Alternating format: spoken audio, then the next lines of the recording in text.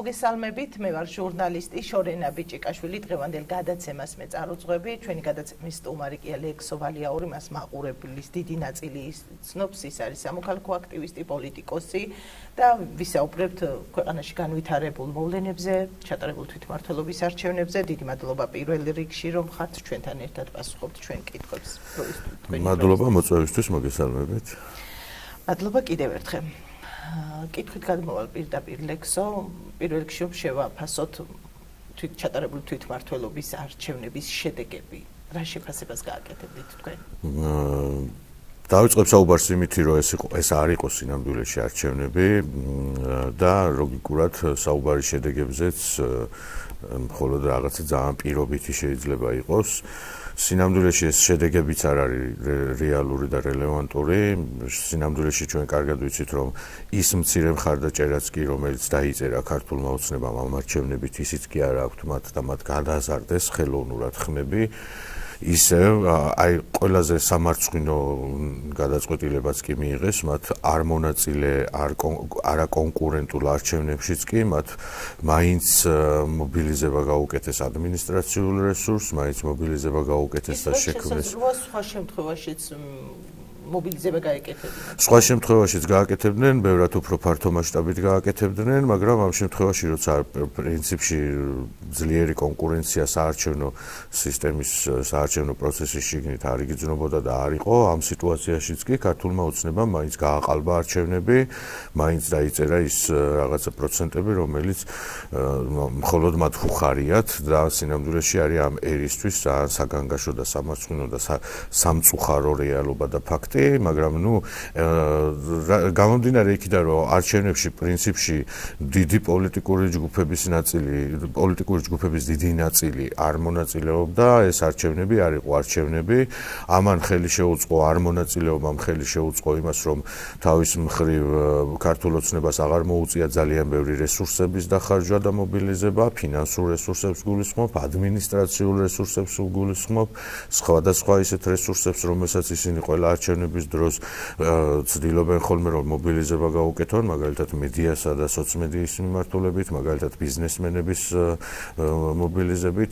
ამ კრიტიკულმა მომენტმა, რომელიც არ მონაწილეობის ფარგლებში გამოჩნდა, ხელი შეუწყო და გაუადვილა ქართულ ოცნებას არჩევნების სათავისოდ ჩატარება და ლოგიკურად შემდგომში შედეგების ისე დაწერა, როგორიც მათ მოეწონებოდათ და უხარიათ.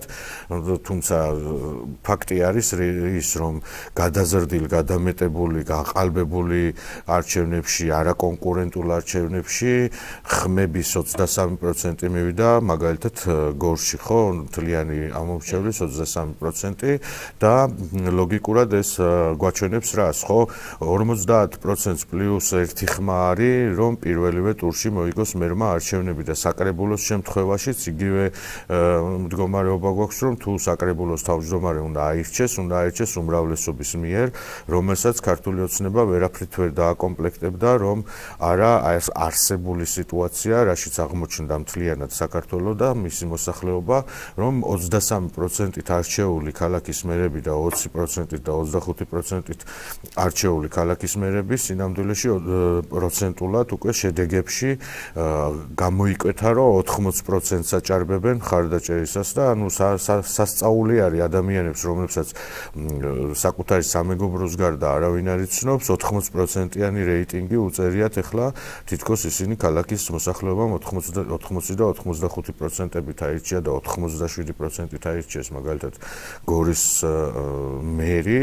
ნუ რა ვიცი, ახლა აი რასთანა გვაქვს რეალურად საქმე, ხო? ერთის მხრივ საქმე გვაქვს იმასთან, რომ ყავს სათავეში პოლიტიკური მოძალადე ჯგუფი, პოლიტიკური პარტიის სახელს ამოფარებული მოძალადე ჯგუფი, რომელიც დაუფლებული არის სახელმწიფოს, გაბატონებული არის სახელმწიფოზე და მეორეს მხრივ ყავს ოპოზიცია, რომელიც სათანადო ნაბიჯებით არ დგავს ან უშვებს შეცდომას. დღეს ყველა პოლიტიკური ჯგუფი საუბრობს თავის შეცდომების სხვაზე გადაბრალების მიმართულებით და არავის არ უნდა რომ რეალობას თვალებში შეხედოს. ბოიკოტი რამდენად სწორად გადადგმული ნაბიჯი იყო. პირველი რაც ხაზგასმით უნდა ითქვას, აი მე მინდა რომ ძალიან გულახდილი და გულწრფელი საუბარი გამოგვივიდეს მე და შენ დღეს შორენა, იმიტომ რომ ამ სიტუაციებში დღეს ჩვენ ხედავთ რომ პოლიტიკური და სამოქალაქო აქტივისტები იმის ნიშნად რომ რაღაცა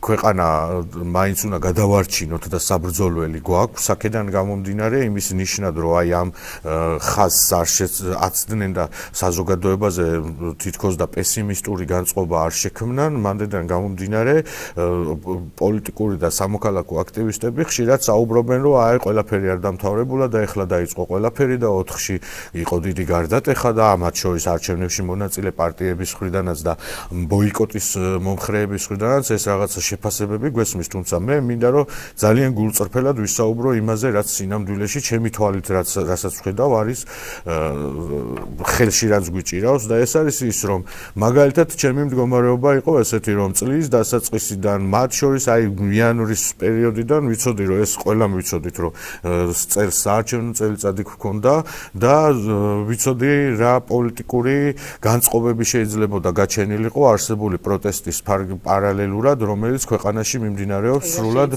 სამართლებრივად და სრულად კანონიერად და სრულად ძალიან ისე სწორად მიმდინარეობს ხო ის საპროტესტო პროცესები რომელსაც უკვე 300 დღეს გავცდით ხო ყოველდღიური პროტესტის ფარგლებში და მე ველოდებოდი იმას რომ იანვრის დასაწყისშივე უკვე საარჩევნო წლის დასაწყისშივე უკვე მე ველოდებოდი იმას რომ რაღაც ეტაპზე გაჩნდებოდა საუბარი დაიწყებოდა საუბარი იმაზე რომ მიიღონ თუ არ მიიღონ არჩევნებში მონაწილეობა და აი გადამწყვეტ მომენტამდე ვიდრე უშუალოდ ივლისის თვეში არჩევნების თარიღი არ გამოცხადდა მანამდე მეგონა და იმედს ვიტოვებდი რომ პოლიტიკური ჯგუფები მათ შორის სექტემბრის თვეშიც კი როცა რეგისტრაციების ვადა ამოიწურა 4 სექტემბერს ხო 4 სექტემბრამდეც კი იმედი მქონდა რომ ქართული ოცნება შეყავდათ პოლიტიკურ ჯგუფებს შეცდომაში ეუბნეოდნენ რომ არ ვიღებთ მონაწილეობას რათა უფრო მეტად მომზადებელი ის მაძლევდა ამის საფუძველს რომ აი წეღანაც საუბრობდი ქართულმა ოცნებამ ამ არჩევნებში ოპოზიციის არ მონაწილეობით რა შესაძლებლობები გაიჩინა ხო ნუ გავიგეთ რომ არჩევნებს არ ვეძახით არჩევნებს და ვამბობთ რომ ეს არის რუსული სპეცოპერაცია გავიგე რომ ამ რუსულ სპეცოპერაციაში ვერ შეძლებ რომ დადო შედეგი შეიძლება მოახერხო და აჯობო ელექტორალურად მაგრამ ფინალში საარჩევნო ადმინისტრაციები იქნება ეს CSKO თუ საოლქო საარჩევნო კომისიები თუ საუბნო საარჩევნო კომისიები ამ ძალადობრივი პროცესების ფარგლებში დაწერს მაინც იმ შედეგს რომელსაც თვითონ უმიზნებენ რომ დაიწერონ ხო ეხლაც დაიწერეს 84% მონაწილეობის შემთხვევაშიც არ იყო გამორიცხული რომ დაეწერათ ის შედეგი რომელსაც დაიწერდნენ მაგრამ არნახულად ჩამოვარდნილი არის და განულებული არის ქართული ოცნების რეიტინგი. აი ეს 23% ამორჩეველი რომელიც მივიდა სინამდვილეში იქიდანაც 10% გაყალბებული ხმები არის, იმიტომ რომ უმარტივესი არის თანამედროვე ამ ელექტრონული სისტემით ჩატარებული არჩევნების პირობებში უმარტივესი არის ხელისუფლებისთვის თავისთვის სასარგებლო შედეგების გაფორმება და დაწერა. იქნება ეს კარუსელებიც თუ უკვე კარუსელებიც აღარ სჭირდება და მართვა შეიძლება იმ აპარატებისა რომლითაც არჩევნები ტარდება. ამიტომ ეხლა ვუყუროთ ესე მეორე მხრიდან დავინახოთ რა პროცესის გავლა მოუწევდა ქართულ ოცნებას იმ შემთხვევაში თუ ყველა პოლიტიკური პარტია მიიღებდა მონაწილეობას და ამას ვსაუბრობდი წლის დასაწყისიდან. მათ შორის ვსაუბრობდი კი არა ხელჩართული ჩხუბები და ომები მქონდა იმ ხალხთან ვისთან ერთადაც ყოველდღე აქციაზე ვდგავარ და პროტესტში ვარ. ანუ ერთის მხრივ მე ვრჩები ადამიანად რომელიც არჩევნებზეც კი მივედი, მივეცი ხმა ლელოს და გახარიას და მეორეს მხრივ ვიდექი საპროტესტო აქციებზე რომელიც განუწყვეტლივ მიმდინარეობს უკვე ნოემბრისთვის შემდეგ და ყოველთვის მქონდა ამასთან დაკავშირებით ომი რომ მნიშვნელოვანია ყველას მიეღო მონაწილეობა და 4 სექტემბრამდე მქონდა ამისი განცდა. კი, ძალიან ბევრჯერ და აი საქმე რაში არის? აი რა მიიღო ქართულმა ოცნებამ იმით, რომ მონაწილეობა არ მიიღო ყველა პოლიტიკურმა პარტიამ არჩევნებში. არ მოუწიათ ძლიერი კონკურენტუნარიანი კანდიდატურების მოძებნა და შერჩევა და მათზე მუშაობა და დაყენება ისეთ ადგილებზე, სადაც ისინი კონკურენტუნარიანები იქნებოდნენ, ანუ გავუადვილეთ ოპოზიციამ, როდესაც არ მიიღეს მონაწილეობა, გავუადვილეთ ქართულ ოცნებას, რომ ნებისმიერი ვისაც ხელს მოკიდებდნენ და შევხედოთ სიებს ქართული ოცნების აი ადგილობრივი მაჟორიტარებისა თუ პროპორციულ სიებს. რამდენ ადამიანს იცნობ შენ მაგალითად შორენა, ხო? დარწმუნებული ვარ, რომ ისევ იმ სახეებს, ვინც უკვე საკრებულოში შედან, თორე დანარჩენები, ვინც ახლა ახალ საკრებულოში უნდა შევიდნენ, ხო? 80% არ იცი ვინ არის. აქედან გამომდინარე, მივეცით შესაძლებლობა რაღაცას ვიცნობთ, იმიტომ რომ ვიღაცები არიან, რომლებიც 30 წელიწადია სუსაკრებულოში შედან და მთელი ცხოვრება პრინციპში ცხოვრობენ სახელმწიფოს ხარჯზე. სიახლეებში ცუდს ვერაფერს ვერ ხედავ პირიქით. სიახლე ცუდი არ არის, მაგრამ როდესაც არალეგიტიმურ მოღალატე რუსული რეჟიმის მომხრე ხდები და თან ამ დროს, როცა ერი არის განწყობილი იმისთვის, რომ ესენი როგორღაც ქართული ოცნება მოიწყვიტოს თავიდან, ხო? და შენ ამათი სახე ხდები, შენს ახალგაზრდობას და შენს განათლებას არანაირი ფასი არ აქვს. არაფერს ფასი არ აქვს, როცა ქვეყნის მოღალატე ხარ და როცა ზოგადად მოღალატე ხარ ადამიანი და ამ მოღალატეების სახეები რო გახდნენ ეს ხალხი, ხო, მით უმეტეს უცნობი პიროვნებები, ხო? აი საერთოდ მომცემი არ არის მაგათი არსებობა, იმიტომ რომ შევლენ საკრებულოებში, დააწვევიან კისერზე ჩვენს ისედაც მცირე ბიუჯეტიან მუნიციპალიტეტს, მიიტაცებენ რაც მისატაცებელია და ეგ არის მაგათი დანიშნულება და მიზანი. მეც მაგათ არავინ არ მოგკითხავს და არავინ არც არაფერს არ გააკეთებინებს, ეს კარგად უნდა იცოდნენ მაგ ძვირფასმა ახალგაზრდებმა, რომელსაც ბევრსთან ვინც უკვე ნამყოფია საკრებულოში, სადაც ნაცნობობა მაკავშირებდა, ზოგიერთზე წარმოდგენა მაქვს, რომ კარგი ადამიანია, მაგრამ მაგათგან კარგს არავინ არაფერს არ უნდა დაელოდოს, იმიტომ რომ მოღალატე ქვეყნის მტერი ხელისუფლებისა და რეჟიმის მომხრე რო გახდები ამ დროში, შენგან კარგს არავინ არაფერს არ უნდა დაელოდოს, თუმცა ამ თემას შევეშვათ, რა მიიღო ქართულმა ოცნებამ მას შემდეგ, რაც ოპოზიციამ არ მიიღო მონაწილეობა მთლიანი შემადგენლობით, ხო? გაუადვილდათ კანდიდატურების დასახელება, უდარდელად მოიგეს ყველა საარჩევნო უბანი, ყველა საარჩევნო მაჟორიტარული ოლქი, არ დასჭირდათ პროგრამის დაწერა. ქართულმა ოცნებამ უკვე მერამდენი არჩევნები ჩაატარა ისე,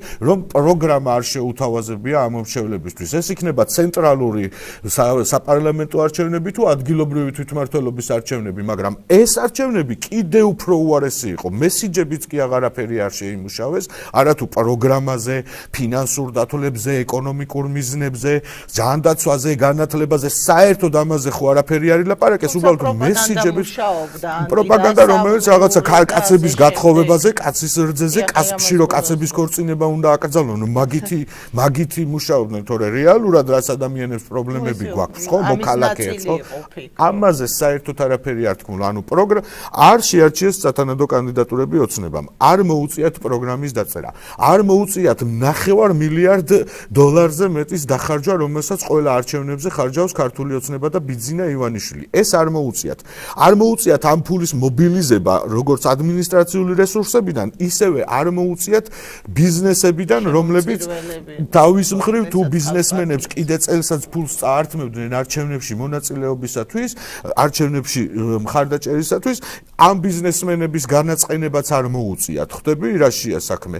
და ამის პარალელურად შედეგებიდან გამომდინარე იმას ვილაპარაკებ, რა ჯგუფების წახალისება მოხდა და ვინ 3 და ვინ 4%-ზე მეტი აიღო, რომ საკრებულოებში გავიდნენ პირდაპირ რუსეთუმებ და პირდაპირ რუსული სპეცოპერაციებითა და სპეცდავალებებით შექმნილი პოლიტიკური ჯგუფები, ხო? ანუ იმ დროს, როცა რეალურად დასავლურმა ოპოზიციამ არ მიიღო მონაწილეობა, ეს ბევრი შესაძლებლობა ხო გაუჩინა ქართულ ოცნებას და თავის მხრივ შედეგებიდან გამომდინარე შესაძლებლობა გაუჩინა სხვა ახალ პირდაპირ რუსულ მე არ მაქვს ქართულ ოცნებასთან არაფერი სასაუბრო, აი პირდაპირ ვამბობ ამას, ქართულ ოცნებასთან არაფერი არ მაქვს სასაუბრო, იმიტომ რომ ქართული ოცნება არის მოღალატე რეჟიმი, არის რუსული ძალა, მაგათგან არაფერი კარგი არ შეიძლება მოხდეს, ერთადერთი რაც მაგათგან კარგი უნდა მოხდეს არის ის, რომ ისინი უნდა ამოწყდნენ, უნდა გაქარნენ ამ ქვეყნის ისტორიიდან, ჩაეწერონ როგორც უდიდესი სანაგვე მაგათი სახით ამ ქვეყნის ისტორიაში სამარცხვინო, ყველაზე დიდი სამარცხვინო ჩვენს ისტორიაში ყოლია ჩვენ მოღალატე ხელისუფლებები, ჩვენს ისტორიაში ყოლია დანაშაულებრივი რეჟიმები, ჩვენს ისტორიის მანძილზე ყოლია შეცდომებით ახსავსე მმართველობები და რეჟიმები, მაგრამ ჩვენ არასოდეს არ ყოლია, ესენი არიან პირველები, რომლებიც არიან პირდაპირ ამ ქვეყნის მტრები. გესმის?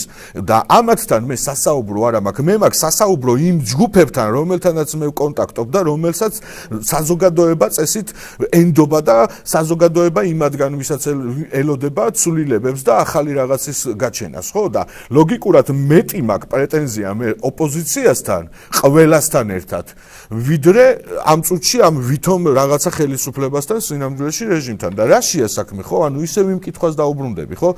არ მივიღებთ მონაწილეობას, ჯერ ეს ფორმატი რა, არ მივიღებთ მონაწილეობას, მივიღებთ მონაწილეობას, ვინც მიიღეს მონაწილეობა, იმათ შიგნითაც მოხდა, რომ ბევრი ამბობდნენ, რომ არ მივიღებთ მონაწილეობას და შეცდომაში შეიყვანეს ძალიან ბევრი აქტიური ადამიანი და თავის მხრივ დააპროვოცირეს, რომ ბევრი კონკურენტუნარიანი კანდიდატურა აღარ წარმოვიდა ოპოზიციიდან ამ არჩევნებზე, თუნდაც ლელოსი და გახარიას შიგნით, იმიტომ რომ რაღაც ეტაპზე ამბობ არ ვიღებთ მონაწილეობას, მე რაღაც ეტაპზე ამბობ ვიღებთ მონაწილეობას, მე კიდე არ იღებ, მე კიდე იღებ და ბოლო ჯამში სულ სერიოზულ კონკურენტუნარიან ადამიანებს უბრალოდ გაუჩნდათ განცდა, რომ მოდი რა თავი დამანებეთ რა.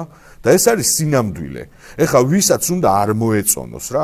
რა ხდება ეხლა მეორე მხარეს, ხო, ვინც მონაწილეობას არ იღებდნენ, აი ამათმა რა როლი შეასრულეს, ხო? მონაწილეობას ვინც იღებდნენ, მაგათი პრობლემებიც ცალკე არსებობს, მაგრამ თქვენ თვლით, რომ ყველა პარტიას მონაწილეებს და არ მონაწილეებს ცალ-ცალკე პასუხისმგებლობები ჰქონდა? აბსოლუტურად ყველას მხრიდან არის ამ ქვეყნის წინაშე, აი მე არ ვიცი კიდე ამ ბოლო 2 თვენახევრის განმავლობაში რა შედეგებს ელოდებიან, ან ვინ რას მიაღწევს ეხლა და ამ ქვეყანას როგორ დაიხსნიან იმ საშინელი მომავლისგან, რასაც ისვისაც ქართულმა ოცნებამ პრინციპში 90% უკვე გააკეთა, რომ გამოუვიდეს და შეასრულოს, არ ვიცი ამ 2 თვენახევარში რას გააკეთებენ, მაგრამ ერთად აღებული ყველა პოლიტიკური ჯგუფი, მონაწილეები, არ მონაწილეები, რადიკალები, არარადიკალები, რევოლუციონერები, რევოლუციონერების მოწინააღმდეგეები, ყველა ამ ქვეყნის ისტორიაში, აი წლევანდელ წელს შევლენ როგორც უდიდესი შეცდომების ავტორები, თუ არ წავედით კიდე შორს და თუ გამყიდველობაზე,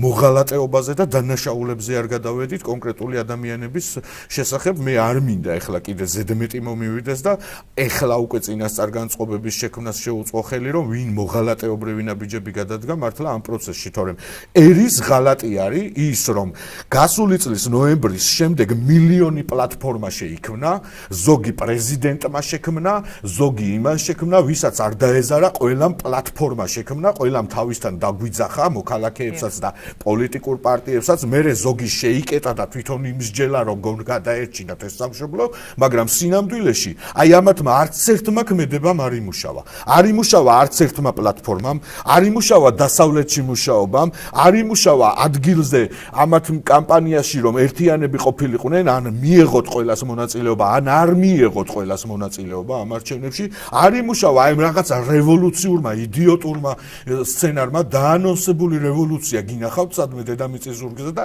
ამანაც არ იმუშავა და არ იმუშავებს, დარწმუნებული ვარ ამათ ხელში, თუ ესენი საერთოდ არ მოსცილდებიან, გამოსავალი არის ის, რომ გავიგეთ, რომ ნაძირალა გამყიდველ ჯგუფებთან გვაქვს საქმე, მაგრამ მეორე რა არის, რომ მეორე მხარეს რა ხდება? გამოსავალი ჩემი აზრით არის ის, რომ ეხლა ყველამ აიღოს თავისი წილი პასუხისმგებლობა და თქვას, რომ მე უნდა გავეთიშო ამ პროცესს და ხალხო, თქვენ თვითონ გადაწყვიტეთ, ვის უჭერთ მხარს, რომ ვის ირჩევთ ოპოზიციურ ჯგუფებში.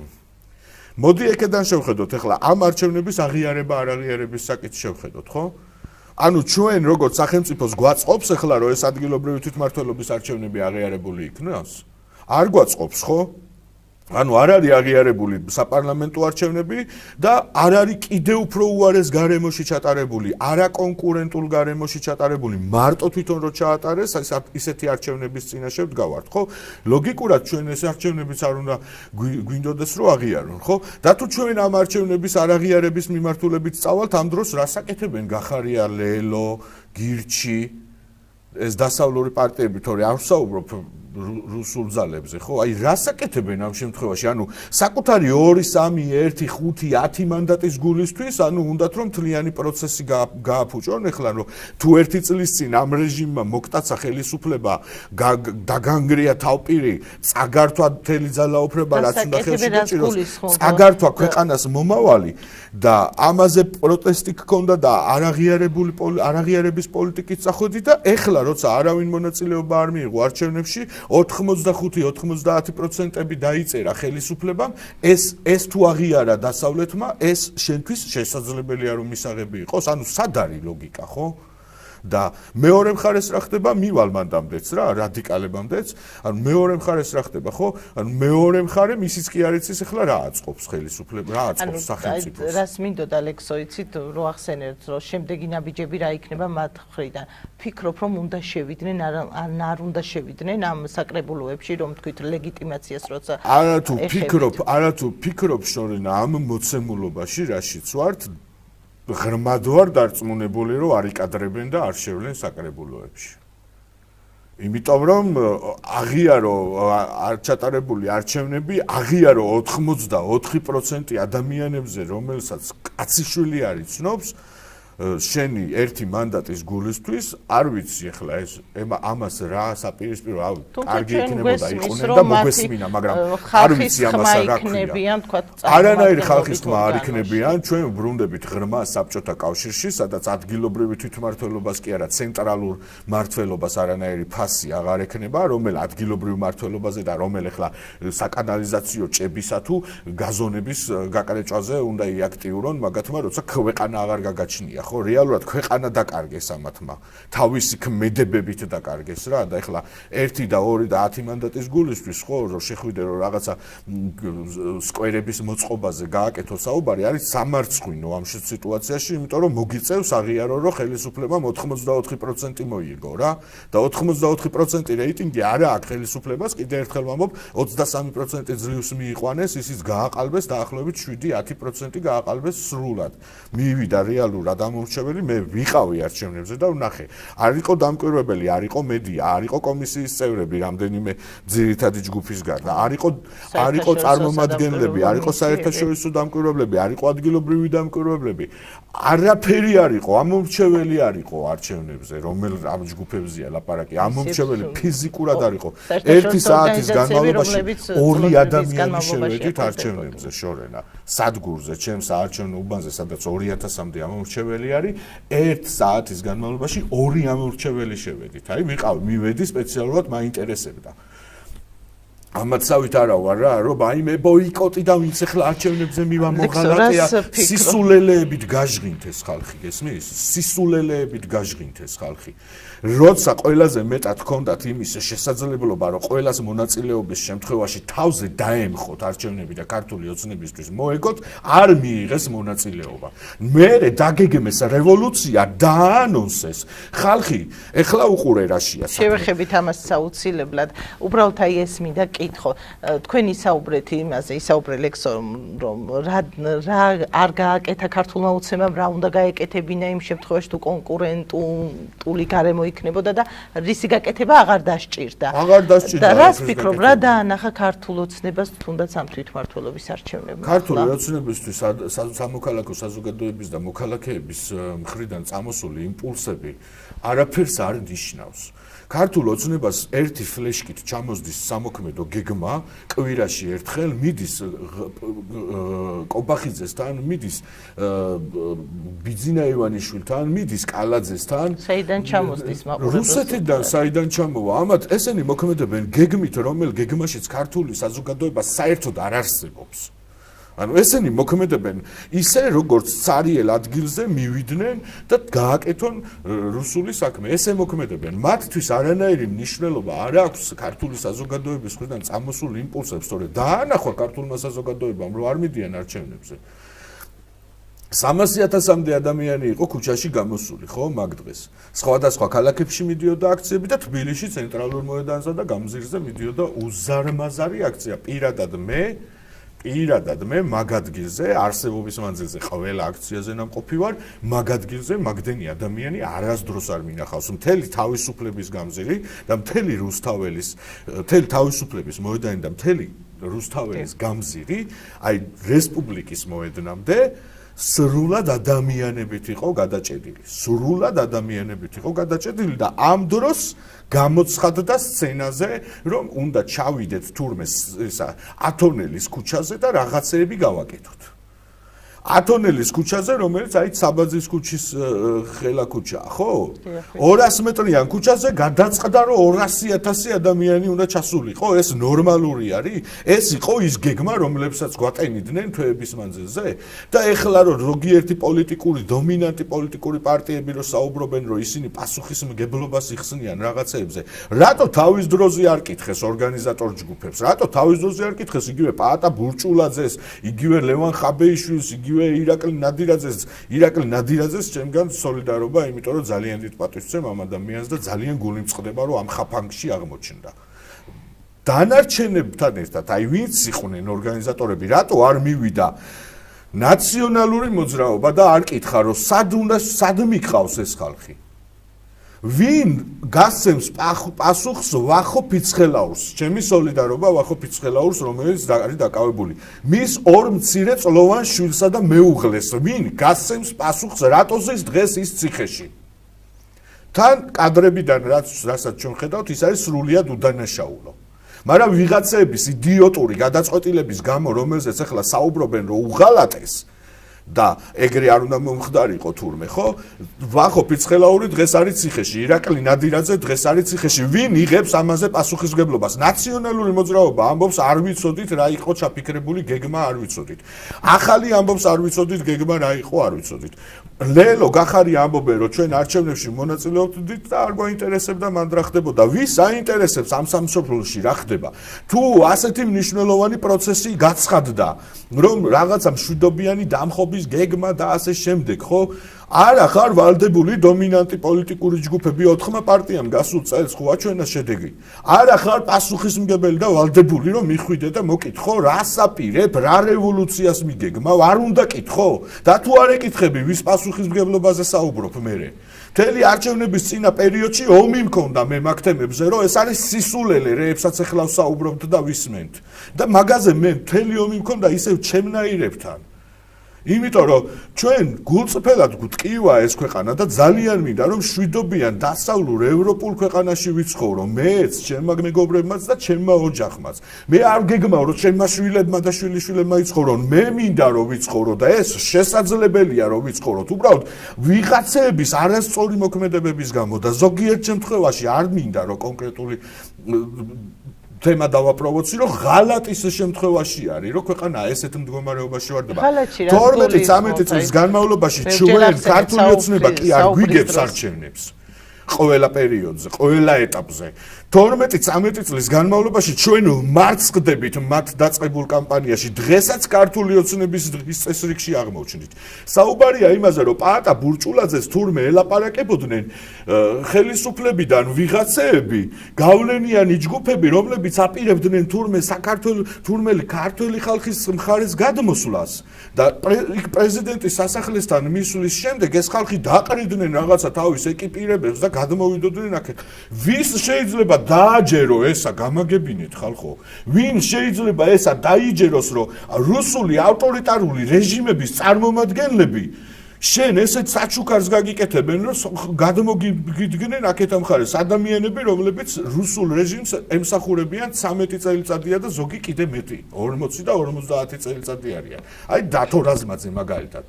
კაკებედან მოყოლებული, საბჭოთა კავშირიდან მოყოლებული, ყველა ხელისუფლებაში შემძვრალი რუსული აგენტი არის და ვერაფერი ვერ უშველეთ მაგ კაცის მოშორებას, ხო?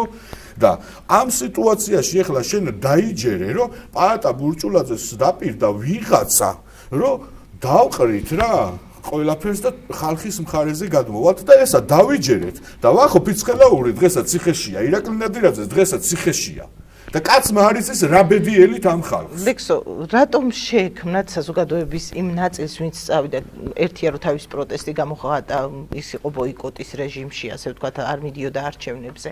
რა მოლოდინები ჰქონდათ, აი რა ამ დღეს რა უნდა შეეცვალა და როგორ უნდა წარმართულიყო, რას ფიქრობთ ამ დღეს მოვლენები, რომ არა ვთქვათ, პრეზიდენტის სასახლესთან განვითარებული პროცესი. პირველ რიგში ისევ ამოვალი იქიდან, რომ მონაწილეობა არ მონაწილეობის ფარგლებში უნდა შექმნილიყო ჯგუფი, სადაც იმსჯელებდნენ, დათვლიდნენ. ყველაფერი დათვლადია ჩვენ სამყაროში, ყველაფერი ციფრულია და ყველაფრის შეიძლება გამოთვლა, მათ შორის მონაწილეობის შემთხვევაში რა შედეგი შეიძლება ყოფილიყო და არ მონაწილეობის შემთხვევაში რა შედეგი შეიძლება ყოფილიყო, ხო? დავიწყებ მანდიდან, რომ პირველი პრობლემა მანდ გაჩნდა ყველაზე დიდი და გაჩნდა ხელოვნურად არ დაუძახებ ვიღაცებს მოვალატეებს, იმიტომ რომ არ მინდა მაგ ტერმინის გამოყენება, მაგრამ ვიღაცებმა ძალიან დიდი შეცდომა დაუშვეს, რომელიც შეიძლება ამ ქვეყანას 100 წლიანი დაპაუზებად დაუჭდეს, რა. და ყველამ თავის თავში ჩაიხედოს. მონაწილეობა არ მონაწილეობას მოყვა ის, რომ გამოჩნდა ჯგუფები, რომლებმაც თქვეს, რომ ჩვენ არასოდეს არ მივიღებთ არჩევნებში მონაწილეობას, გავიგე, მე ვეთანხმებოდი არ მონაწილეობასაც, ოღონდ ყველას შემთხვევაში. მაგრამ როდესაც ყველა არა თქვა არ მონაწილეობის შემთხვევაში, მე შიგნითაც დაიწყეს ერთმანეთში დაპირისპირებები. უყურე როგორ განვითარდა მოვლენები, ვიღაცამ მშვიდობიანი დამხობა დააანონსა და ვიღაცებმა არა, ეს არა, 4 რიცხვი უნდა იყოს რაღაცა ერთი დიდი ეროვნული კრება, შეკრება და ამის მერე კიდევ უნდა ვატაროთ ხალხი ერთი დასახლებიდან მეორე დასახლებაში, ერთი უბნიდან მეორე უბანში, დავხოცოთ, დავკანცოთ, დავშალოთ. დავიყვანოთ იმ რაოდენობამდე, რომ ბოლოს 500 კაცს მოუწიოს რუსთაველის გადაკეტვა და ესე შევინარჩუნოთ პროტესტის მუხტი, ხო?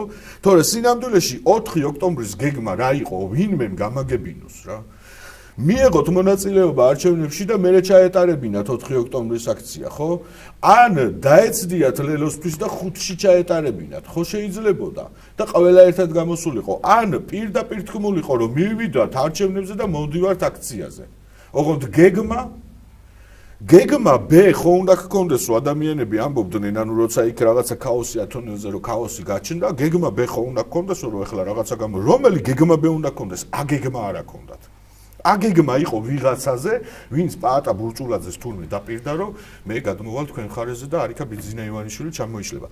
ბიძინა ივანიშვილი ქართული ოცნების ოფისში თავისი ყველა მოღალატესთან ერთად, ყველა რეჟიმის წარმომადგენელთან ერთად იმყოფებოდა 1 კილომეტრში მარჯვენა სანაპიროზე გაშლილ გზაზე, სადაც ეს მთელი 200,000 ადამიანი თავისუფლად გაივლიდა და აქ 200 მეტრში იყო პრეზიდენტის სასახლე, რომელიც პრეზიდენტმა არჩევნებიც კი არ დანიშნა. ეს არჩევნები ცესკომ დანიშნა, ხო? არჩევნებში მონაწილეობა არ მიუღია პრეზიდენტი, რომელსაც არალეგიტიმურად აცხადებ, რა საქმე გაქვს იმასთან, გამაგებინე. 9 საათი რო არ გამოსულიყო არავინ და პირველ რიგში ბატონი ზოდელავა რო არ გამოსულიყო 9 საათის განმავლობაში და ხმა არ ამოეღო იქ. ხალხი როდესაც გაიგებდა, რომ ბიძინა ივანიშვილი მივიდა ქართული ოცნების ოფისში, თვითონ დაიძრებოდა ხალხი ჩავიდოდა და იქ მოხდებოდა თლიანი მობილიზება მთელი ამ 200-300,000 ადამიანის, რომელიც დაჭიმული იყო და მომზადებული იყო იმისთვის, რომ ხელისუფლებისთვის დაენახებინა საკუთარი ძალა, უნარი, ერთიანობა და მშვიდობიანად მართლაც შესაძლებელი იყო, რომ ხელისუფლება მიგვეყვანა იმაზრამდე, რომ ყველა ერთად შეკრეფილი ქართული ოცნება იმყოფებოდა ქართული ოცნების ოფისში ბიძინა ივანიშვილის ჩათვლით და ხალხს მოუწოდეს, რომ წადით ათონელზე. ეს რა არის? და ამაზე საუბრობ ეხლა პოლიტიკური პარტიები, რომ მე არ მომონაწილეობდი და არ მაინტერესებს, მე არ ჩამაყენეს საქმის კურსში და არ ვიცი, არ ვიკითხე რა გეგმა ქონდათ, რა არის ესა? ვინმეს აქ საერთოდ რამე პასუხისმგებლობის განცდა ვინმეს ამ ქვეყანაში აქვთ? თუ ერთადერთი ამბავი არის ისა, რომ როგორ მე ახლა ქართული ოცნება მოვიცილოთ და მერე ჩვენ მოვალთ და თავში ყვა გიხლიათ რა.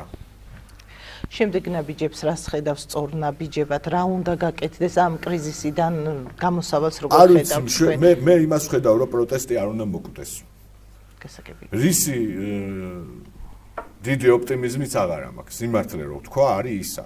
ეს პროტესტი არ უნდა მოკვდეს. მე დღესაც მივალ აქციაზე გორში, სადაც ყოველდღე 6 საათზე ვდგავართ და ასევე წავალ თბილისში თუ კიდე რამე დიდს დაგეკმავენ. ამას ვამბობდი არჩევნების წინაც, რომ მივალ არჩევნებზე და წამოვალ თქვენს დიდ საარჩევნო ოპოზიციურ რაღაცა ერთიანობაზე და კრებაზე, მაგრამ გარდა ამ პროტესტისა, რომელიც უნდა აუცილებლად გაგრძელდეს და მოდი მე კი ძალიან ბევრი ნეგატიური მხრიდან ვილაპარაკე, მაგრამ პოზიტიური მხრიდან რომ შევხედოთ ამ ყველაფერს, ხო?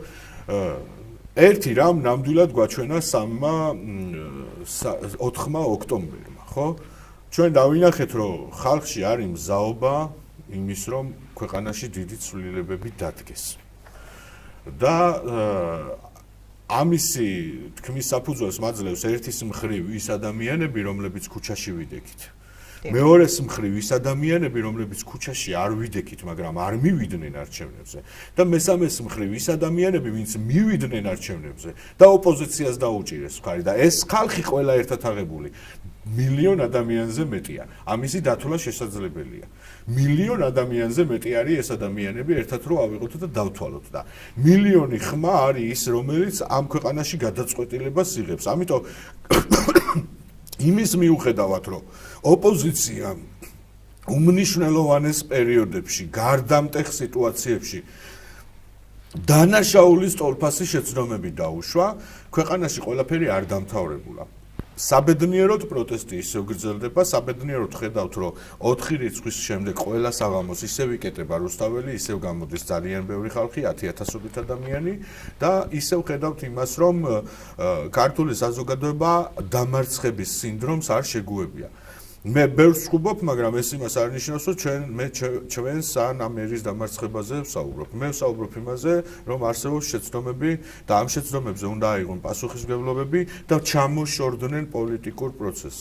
ზოგიერთი პოლიტიკური პარტია საერთოდ რომ არ არსებობდეს, უკეთესი იქნებოდა ამ ქვეყნისთვის, ეს ქვეყანა უკვე გადარჩენილი იქნებოდა.